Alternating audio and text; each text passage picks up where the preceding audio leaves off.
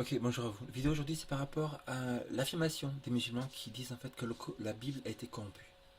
Ce livre-ci, aurait-il été corrompu ou pas? Donc déjà, si c'est Allah qui a envoyé la Torah et l'Évangile, ces deux livres, et que les hommes ont été tellement forts qu'ils ont pu, par derrière, faire semblant comme quoi la Bible était corrompue, que Allah n'a même pas pu faire attention à la préservation de ce livre, comment pouvez-vous croire que Allah pourrait préserver le nouveau livre, un autre livre qui s'appelle le Coran, n'est-ce pas? Néanmoins, on a dans le Coran, dans Surat 35-25, qui a porté les preuves évidentes, les psaumes et le livre lumineux. Dans le Coran 35-25, il est écrit que Allah a envoyé les psaumes, le livre lumineux. Les psaumes, c'est ici, dans la Bible. Vers le milieu de la Bible, il y a un grand livre de 550 chapitres qui s'appelle les psaumes. Il y a écrit dans le Coran que Dieu a envoyé ce livre, les psaumes, le livre lumineux. Néanmoins, on va voir ici que il y a plusieurs versets dans les psaumes qui disent que psaume 12, 6 à 7 qui nous dit: les paroles de l'Éternel sont des paroles pures, un argent éprouvé au creuset de la terre, il est 7 fois épuré. Et toi, Éternel, tu les garderas. Ici, toi, Éternel, tu les garderas. Psaume 12, verset 7, il est écrit que toi, Dieu, garde les paroles de la Bible. Donc comment? Après, il pourrait dire que c'était corrompu, alors que là, il dit que ça va être gardé. Dans Psaume 119, le même livre, il est écrit que ta parole est scellée pour l'éternité au paradis. La parole, les Bibles. Dans le psaume que, soi-disant, Allah a envoyé, dans Psaume 119, il est écrit que ta parole est scellée pour l'éternité. Comment c'est possible, n'est-ce pas? Si après, Allah veut dire, mais non, c'est pas préservé, c'est transformé. Et avant, dans le psaume, écrit vers 1000 avant Jésus-Christ, il lui a écrit que c'était euh, que c'était préservé, n'est-ce pas? Donc il y a une contradiction. C'est pas possible que Dieu dise dans la Bible, la Bible est préservée pour l'éternité, elle est épurée, toi tu garderas cette parole de Dieu. Et après le Coran va dire non, c'était transformé. Ça veut dire que Dieu ne peut pas se contredire. Matthieu 24, 35. Matthieu 24, 35 nous dit: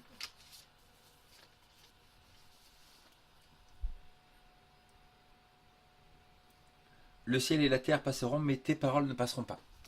Mes paroles ne passeront pas. C'est-à-dire que quoi? Que la Bible, la terre, l'univers passera avant qu'un mot de la Bible passera.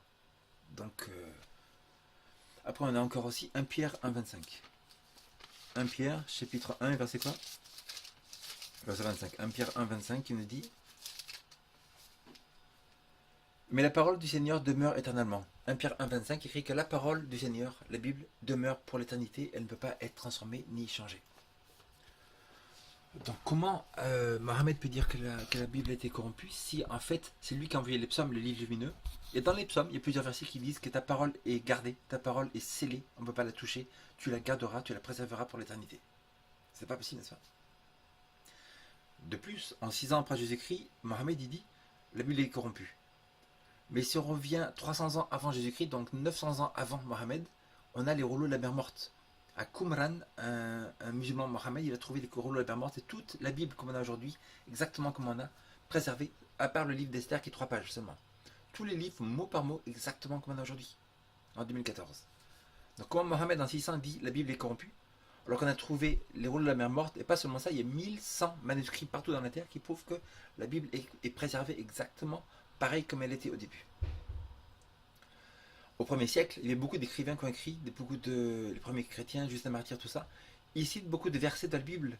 C'est-à-dire que c'est des écrivains du 1er siècle, même les historiens de l'époque, qui citent beaucoup. Donc on peut retracer tout le Nouveau Testament, déjà au 1er siècle de la Bible, avec tous les écrivains, tous les livres qui ont été écrits, comme quoi ces versets existaient déjà au 1er siècle. C'est-à-dire qu'ils n'ont pas été abrogés. La même Bible qui existe aujourd'hui en 2014, exactement la même Bible qui existait des milliers d'années avant Jésus-Christ.